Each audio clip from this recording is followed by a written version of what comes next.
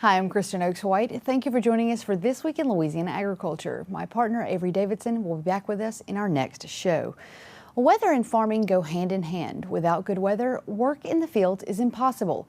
That's why accurate forecasting is so important to the agriculture industry. The University of Louisiana Monroe is working to improve that accuracy with its newly launched Mesonet program.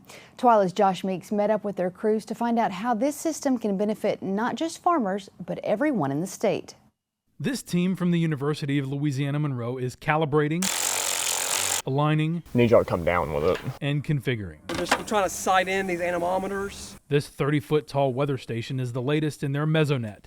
Emily Newby is a manager for the project. It's a basically a giant weather station, but it's connected weather stations that are being set up across the state of Louisiana to fill in coverage gaps that the National Weather Service has found. The more rural parts of the state, where they may be further away from airports where they can get current data, this provides ground truth data for, even if it's a smaller area, it's still more exact than, say, 20 miles up the road. This is what science looks like. Outfitted with thermometers, anemometers, humidity probes, a camera, and a rain gauge, and much more, this tower can provide more precise weather data.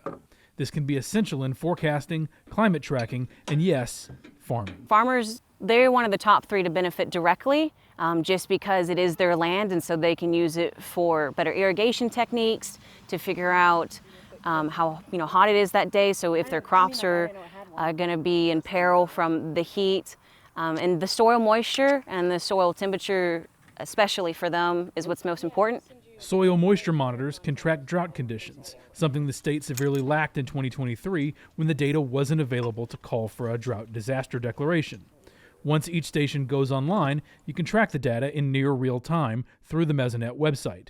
As each new station comes online, they paint a clearer picture for the state. We have the 3 up right now, 2 that are in construction, so to say. And then we have a total of 10 site agreements already in place. And so those range from, down the road in Dubach to down in the Thibodaux area with Nichols. NOAA is funding the project to build 50 sites across the state. Some are on public property, like this one at the Grant Parish Detention Facility. Others will end up on private property. Donna Isaacs at Delaterre Farms in Eros is thrilled to have first-hand weather data in her field. So we really wanted to get this to find out what our actual lows were, what our real readings were.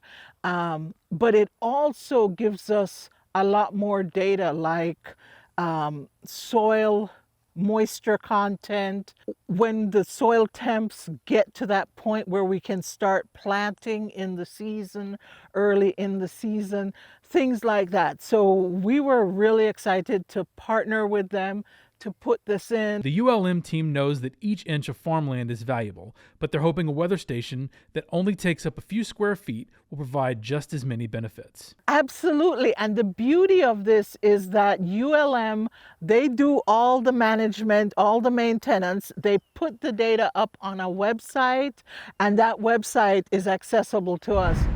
Now, as of the end of August, they've installed just a handful of towers with agreements in place for the next 5 or so. ULM is hoping to install most of them on public property, but if they do need to build on private land, they're letting farmers know that not only is it a small footprint, but the landowner gets first-hand access to all of the data collected. So what does all this funding from NOAA include?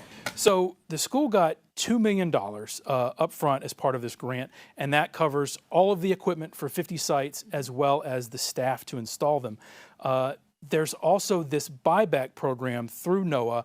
So basically, as long as the data is high quality, NOAA will pay for this data to come back to them. The problem is that the money from NOAA only goes so far. They want these towers to last for years. And so annual maintenance is their bigger overhead cost right now. They're really hoping that the state steps in with some kind of legislative help to say, we'll get you from point A to point B. Truly an interesting story. Thanks so much for bringing it to us, Josh Meeks.